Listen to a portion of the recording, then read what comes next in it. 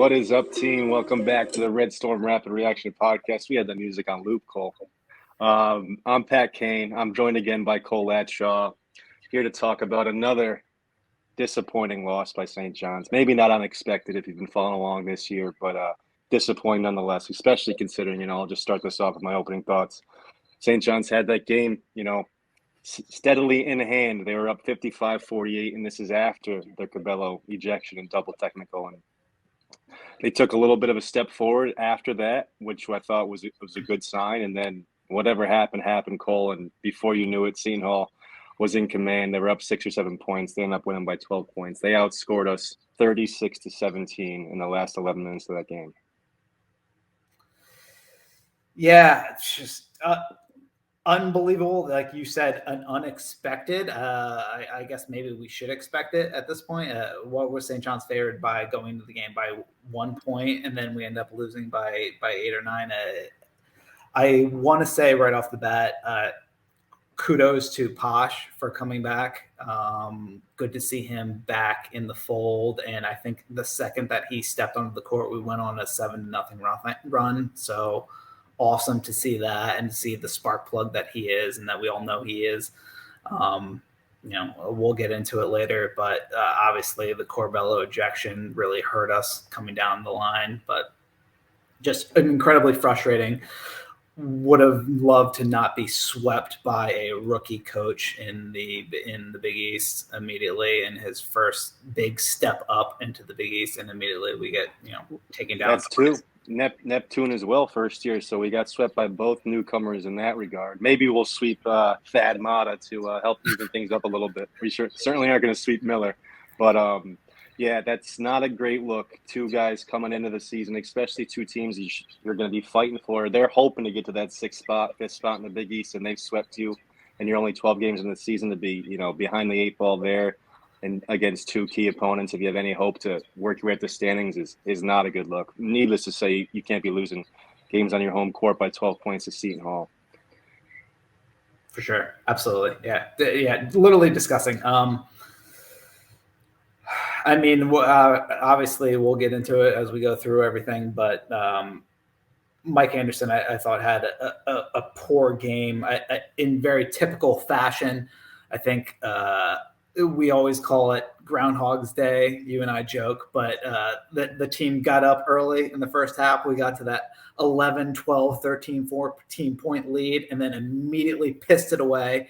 And the team then we closed the half up 3 or 4 the way it usually goes. And however quick these runs happen for Seton Hall, and it was Seton Hall tonight, but we've seen it by a multitude of teams.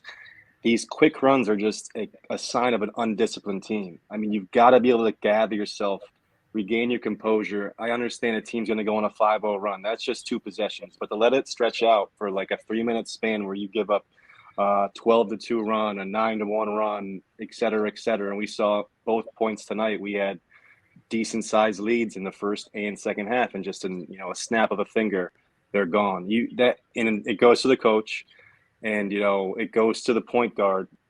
Corbello is erratic as ever. I mean, I would have loved to have him to close that game out. I think he gives us more in a possession-by-possession game late than Posh does. And I love Posh. And like you said, it was great to see him back. He is, he epitomizes in St. John's uniform, in my opinion. I mean, he's all 100%. He only knows one speed. That's full speed. But that's an issue when it becomes a slow-down game. And, we've seen time and time again, we have not had success closing out games. And tonight, it was no different. I mean, he had a handful of turnovers, and he didn't play a terrible game overall by any means. He did some good things, and it was great he was back out there. But we just had no purpose, no identity, no general sense of what we were trying to accomplish when Seton Hall switched to that zone. And it wasn't a fucking crazy zone. We saw a standard pretty much basic 2-3 for the last 8 or so minutes, and St. John's was completely stifled. But again, can't a good coach stop that bleeding? A good coach can call a timeout and gather the troops. And, hey, we had that 11 point lead and the coach can call a timeout when that drops down to 6 and call and draw something up and like, hey, we need a basket now to stop that bleeding. And for whatever reason, Mike Anderson can't seem to do that, doesn't understand that. Absolutely. And like you mentioned it during the game, and it's mind-boggling. And on one point, and on one side, you got to give him credit. On the other side, you say, what the fuck? Because he drew up that play after the under 4 timeout. Drew up the play out of the timeout. We get it to Jones at the elbow, and what do you know? An easy layup for 2. And it's like, sure, you can point him in the right direction when you're talking to him once a game, but to let him to give them direction on their own out on the court for the next stretch of game or stretch of minutes, it just doesn't seem like he's capable of doing that. And yeah, so that's on the players, but in all honesty, you're the coach. You got to shepherd the program in the right direction. And then if it's an over and over occurrence, then the finger's going to be pointed at you. And these are your players after all. Yep, and I can't even point to any specific player or any specific play like from Seton Hall that like really that played that well against us. It was more us, and specifically the Corbello ejection. I thought I was very disappointed. I felt that sort of that came off as one of those refs taking over the game type situations. The original the double technical on Corbella, I didn't think makes sense. That was soft. The original one that they both got was really soft. Obviously, when glasses like that, spike your glasses, you're probably going to get that second tee. So, yeah.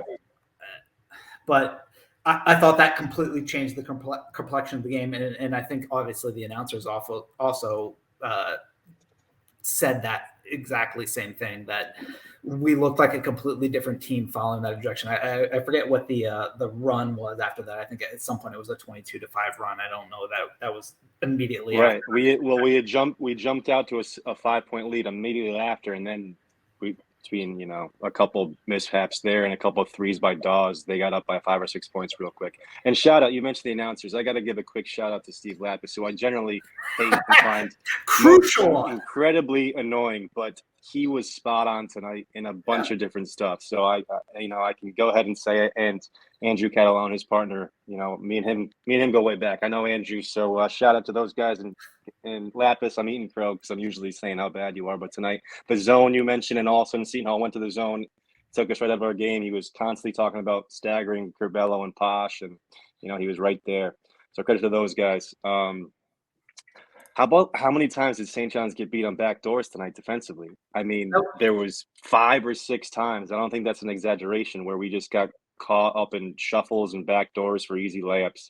Early in the first half, it had to be at least 3 times, at least in the first half. And Seton Hall shot, I'm sorry for cutting off, Seton Hall shot 45% from 3 or thereabouts. So it wasn't like we were doing that. We have a job taking away their, the perimeter shooting to be that up to, maybe have that as an excuse for getting beat back door, but still either way, it's over and over. St. John's would defend the 3-pointer well? No, you're right. You're right. I'm not sure what I was doing expecting that, but I mean, yeah. And we should probably mention Soriano probably had his worst game of the season. Still had 10 rebounds, still is the guy they're paying a bunch of attention to, but he just never had it, never seemed to have control of the basketball tonight. A lot of his touches were either off offensive rebounds, which he's been great all year hounding down, or some, pocket passes in traffic. He didn't really have any one-on-one post touches tonight. Credit to Seton Hall in some regard, but also St. John's has just got to make more of a focus. There's just still way too much standing around. But I'm gonna bring it up, and it's not a gripe call, but can we get Storr moving around, setting screens, cutting to the basket? He's such a talented offensive player. Should be causing so much attention, so much distraction for other guys on the court, and he just stands on the perimeter. And when he catches it, you see what happens. The guy had 15 points tonight on a bad offensive game. If he gets minutes and we start to use him more, I mean, the sky's the limit offensively. Don't get me started on the other stuff, though. Totally agree. And then we could just continue to see the offensive progression of AJ Storr, who I am just absolutely in love with. I can't speak how much I love what I'm seeing so far from that young man. at least offensively. His ability to shoot three-pointer is just off the charts, which apparently wasn't supposed to be what we were excited about for some unknown reason coming into the season, according to the talking heads, which apparently know nothing about, There's some posts from me this summer. I don't know, saying the guy's a real good shooter. I had the right report on the scouting you reports. knew it before They our bloggers knew it, kidding. but good job on you. It's just amazing, his ability to get to the rim, his ability to shoot the three-pointer. If he can develop the rest of the aspects of his game, we saw it all last game, maybe a little bit less this game, but like the ability to create for others looked great last game. If he can start to develop a little bit more of a nose of the ball on the boards, again, that was kind of lacking today. We saw it more last game. If you could combine his skill and talent with Kobe King's nose for the ball, we'd have an All-American. I mean, Kobe King's not anywhere near the player he is the rest of the court, but he is tough in the paint. That kid goes after the rebounds and loose balls hard, as hard as anybody on the team. I mean, you could tell Mike Anderson why he had an eye for him, I think, is because he's that type of kid. But Store's just offensive talent is on a whole nother level. Yep, absolutely. Yeah, man. Yeah. I don't know. I'm reaching for like positives tonight after just. Well, let me pull up the box score for you, and maybe that'll spark something, because you're right. It's few and far between, but I don't know if this will help. You can see there's not much green out there tonight, Cole. Look at these visuals. Whoa, folks! Come on, like look at these positives that Pat's bringing. The only thing is you can't see our beautiful faces when I pull this up. That's the tough part. But yeah, I mean, Store at 15 points, 3 for 6 from 3, but a tough night shooting overall, only 4 for 12. Soriano, 2 for 8.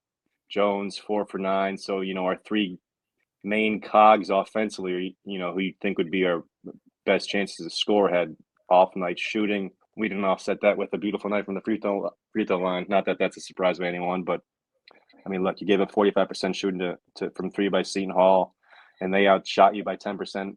Overall, I mean, you're going to lose. That's not a recipe for success right there. Yeah, just staring at this stuff, like I'm trying to think like off the top of my head how long Niwe was in there. I know I mentioned him before, being impressed with him with like limited minutes. I can't think of how long he was, but like 8 points, 4 blocks. Like, I mean, those are solid minutes. And obviously you're not going to pull Soriano for Niwe, and you're probably not going to run the too big set. But I think you have to be happy with those like limited minutes that you're getting from him. Sure, that was probably his best game of the year. There's that one play in the first half, and I thought we might have been past the negatives, but I just got to bring this up. Posh, there was a play in the first half. We had like a 3-on-2 break, and Posh, instead of pushing it forward, threw it back to NY, and then NY, which we saw coming from 10 feet away, offensive foul. Like, what are you doing as a point guard, giving it to your trailer when he's behind half court, not trailing for a 3, not trailing for a dunk?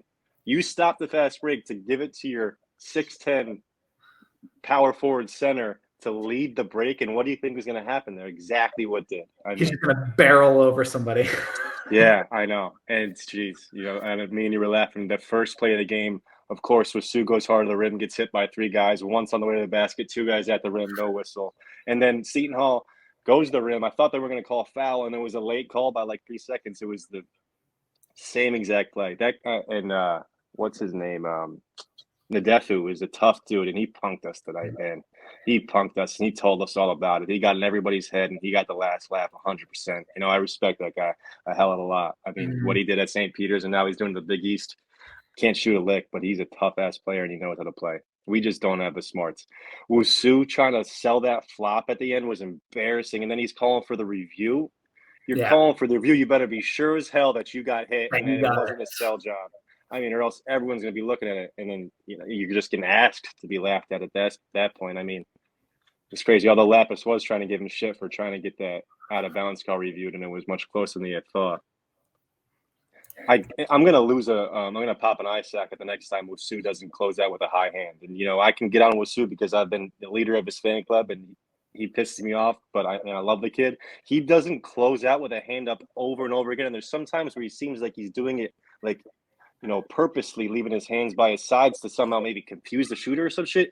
For the life of me, and I'm not trying to exaggerate. There's times where it's like purposely no one even attempts to put the hand up. It's mind-boggling. I love Dylan just as much as you do, and you know that he is getting killed on our SJUBB hashtag Of course he is. constantly. And meanwhile, Like he's the issue. you and me are the only two like ringing the bell and telling everybody how much we love him. But yet I want to say that he is taking the ball hard to the rack every single time, and he is also the only person that catches the ball and then simultaneously does like 13 pump fakes. Oh my God. The ball and slows it down. So while how much I love him for everything that he does, he also I was yelling simultaneously sometimes move it. kills our momentum offensively. Dude, so much. And I mentioned that the last time I had a podcast out of the game because he there's some times where I'm yelling, move it, move it, move it, and he's just doing that thing you're talking about, that stupid jab, jab, jab. Tonight, I think I heard the fans start to yell, pass, pass, pass, and I could see where the frustration was bubbling up. But there are times where we're just rushing to make a bad decision. So there is a sense of sometimes where I'm with you, what the hell, move it, move it, move it, pass it, pass it, pass it, and then I'll see the next time up the court, Pinzone take a terrible shot off one dribble, or Jones rush into a turnover. I'm like, well, I wish Rasu would have maybe just held on to it for 5 more seconds. Did you hear anything about Pinzone tonight? What was his deal as far as the injury? Nothing more than what they said in the broadcast was just that he was going to be out again with the hurt ankle. But dude, that guy, yeah, I mean, obviously, made a glass. Feel bad for him. I struggle with his effort defensively, especially off ball. I feel like sometimes he gets lost, and I'd love to see the kid continue to take the next step. I think offensively he brings so much to the table for us, and especially for a team like you and I have talked about that is so challenged offensively. But it really sucks to see how hard it is for him to stay healthy again, and you can't even just jokingly say, oh, it's hard for him to stay healthy when this appears to be like a body injury opposed to whatever he had last year, which I think was more COVID related. But it's just shame to see a kid struggle so much with different health issues And I wish nothing but the best for him. Obviously we want him to, continue to crush it and develop that next step defensively and be one of our leaders next year. And it's we don't know how healthy he's been in the offseason. If he's getting nicked up like this in the games, has he had a stretch in the offseason where he can really build up his body and his athleticism? He's a guy who has offensive skill, but he doesn't have the most athleticism or the most strength. That's stuff that can be improved upon. And if he doesn't have any opportunity to stay healthy, that makes it that much more difficult to do that. I don't know how good he is. It's a tough question to answer. I think a lot of fans fall in love with the offensive games he's had. I've pointed out the defensive stuff. It's been a problem, although I don't think it's unfixable. A lot of this stuff is stuff you can work on. And he did improve a lot in his ability to rebound and be his tenacity, I thought, has been improved. So he's trying. It's an effort thing. But if you're only playing 4 games in a row, then missing 1 or 2, it's just so hard to get in a rhythm and then really get a good stretch of play. These college seasons are 30 games as is. You could have a slump for half the year. I mean, if you're only playing every once in a while, it's impossible to get a read.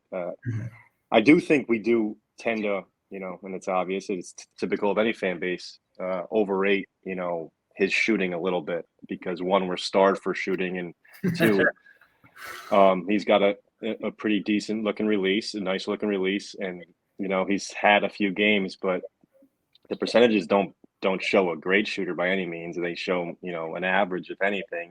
I was just gonna ask what are his shooting numbers? I can't read them off. I think he's under 33% from 3. I mean, I can pull them up right now. I wouldn't be surprised me if it's more than that. I'd be surprised. But on a fucking St. John's team that can't shoot the fucking ball at all, hey, exactly, that's not shooting the lights out. 34% from 3, so a little bit better than 33. And that's not a bad number, 34, but it's not something that's gonna carry you past being a bad defender and not contributing in other ways. That's the only thing. Of course. Store at the other Especially end is on a Mike Anderson team where he's prioritizing defense. Like, I can understand why Mike sits him on the bench when you're shooting 34% from three. That's your main contribution to the offense, and you are a liability on defense. I can understand at times why he finds himself on the bench. if Wusu and him are the same shooter or about the same shooter from three, and maybe Pinzone has a slight edge, but it's not like Wusu's been shooting pretty well from three lately. If that's close to even, then they're not close to even as players. You know what I mean? Wusu brings so much more intangibles in every other aspect of the box score. And if Wusu's not hitting his threes and reverts to turning it over more, and he's done a better job, I think, so far this year. After he had a little stretch going back a few games, but lately better not turning the ball over. If he's not hitting shots and he's turning it over, then it's one thing. But if he is hitting those threes, I think he's rightfully heavily in the rotation 25-minute guy. You don't got to convince me of getting him serious minutes. Great. Stanley seems to be, like you said last time, just that token start. Tonight, I don't think he played bad, but he doesn't seem to remember to go back to him. It's like, and White was playing good, but still with Jones not out, Jones sporadic at best, if anything, had a couple decent stretches. That 1-3 in the second half after that steal he just quick trigger. We were down like 5 at that point. It was another mind-boggling one. Up until that point, he had took pretty decent shots, I thought, but still just doesn't seem in the game, not making a difference for long stretches if he's not scoring. I know you're a Stanley guy, and that I think he can be a high energy person, especially off the bench. I just, looking at my history, I'm just always the guy who finds one young player who just sits there and screams to get that guy off the court. I would yell about Phil Green for the first 3 years of his career, get him off the court, come on, we can do better. And God bless him. And then he proves me wrong in his 4th year. And I am sure Omar Stanley will be that same player that just tells me Cole, shut the fuck up. You don't know what you're talking about. So you're yelling to get Omar off the court. Okay. Oh, okay. I used to yell. Yeah. I used to yell at Phil Green when he was a freshman, sophomore, when he was playing point for 35 minutes a game and having 2 assists. I mean, he never turned it over, but he never did anything to put himself in a position to turn it over, which is good. But if you got no playmakers, you're just stuck passing around the perimeter. That's not Wusu's issue or Posh's issue or Curbelo's issue by any means. They will turn it over quite enough for everybody. I'm not sure if you saw the stat that, and I don't know where it came from, but Dave tweeted it today. Was talking about an shout out to Dave shout out to Dave. Analytics stat from someone about the top, whatever it was, 50 analytical lineups, and that St. John's fell into that top 50 analytic lineups. Oh, I didn't see that. For groups that had played over 50 minutes together, and one of those lineups was Posh, Curbelo, Dylan, DJ, and Soriano. And I think that's one of the things where it's okay, I understand it's great to whatever we're doing with throwing Soriano or with throwing Omar out there in the power forward role.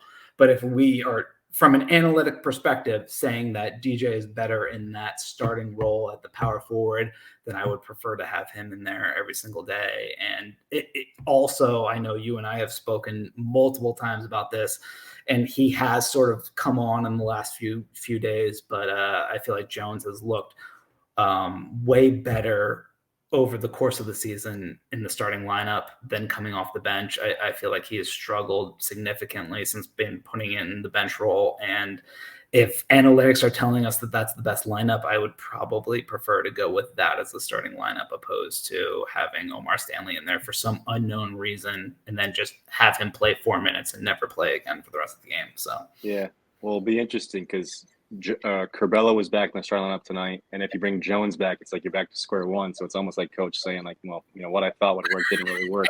But that's what a coach has got to do, right? You got to be willing to lay on your own sword and accept the failure to make the fix. I tried to penalize you assholes for a little bit, and ultimately proved to be the best people for the job. So you do make a good point that it hasn't really worked overall. The bench move for him, you'd hope that it would improve his play in shorter spurts. He has played better these last 2 games, but overall, he hasn't been as good off the bench as he was as a starter. Not that he was great those last few games as a starter, but earlier in the year, hope to get him back to at least that form.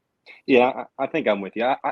If you're going to start Stanley, have him be a piece that you're going to go back to, Right. or have your best lineup in there. That's what I'd say.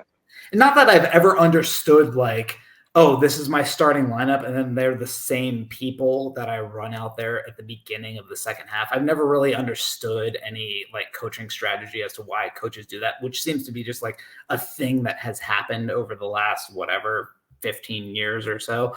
But it seems to have not been the thing with Omar Stanley. It's just like he starts the beginning of the game, and then whoever comes off the bench and proves to be like it really does. Piece, Omar Stanley gets thrown to the curb in the second half since he's been starting, which, whether that's the right move or not the right move, it's just like, well, then why is it even the right move to start him in the first place? Yeah. So. Yeah. I don't know. We'll see about Omar. Hopefully you don't, blow out your tonsils yelling about Omar Stanley starting. I'll continue to blow out my tonsils. God bless him. Blow out my tonsils, and then he will prove my ass wrong. As long as you'll admit it. As long as you'll admit it, Cole. But we got Xavier on the road. That's a loss, right? I mean, you can almost pencil that one in. And then we got Butler on the road, and that's another scary one because that's one you should beat, a team that's struggled more than St. John's has. Dude, I'm going to stop you. I'm going to stop you immediately, and I will say, with St. John's, the way you know it, is that nothing is ever guaranteed. I will not. Oh, yeah. I will not guarantee that we will lose to Xavier. I will not guarantee that we win against Butler. I would, if anything, I would almost guess a flip. I would almost guess that we come out hot against Xavier. Hey, we beat Xavier and Xavier last year. To get our asses smoked against. We beat Butler and Butler last year too. Yeah, I didn't mean it, seriously. It was maybe I kind of meant it seriously. I wouldn't put a lot of money on St. John's winning. I'll have to see what that money line looks like. Maybe I will tempt myself with a high money line number, but who knows? But anyway, Cole, I appreciate you coming on here tonight. I know it's late. I know us work from home folks get to sleep in, so it's not that big of a deal. Thank God. I'm using my one work from home day tomorrow. So St. John's stayed up for this bullshit. Thank you very much.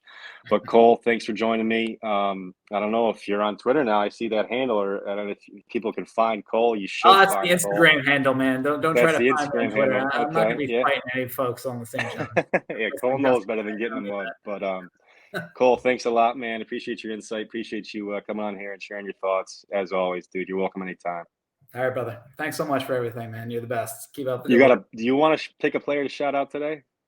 Oh, the player. Wait, you know what? How about this? You think of one for the next time? I think we got to go to this one. Shout out to Phil Green. For Phil Green, this has been the Red Storm Rap Reaction Podcast. Shout out to Phil Green, man. You proved me wrong. Good job, buddy. I'm Pat Kane. That's Cole. Thanks, everybody. Peace. Thanks, bud.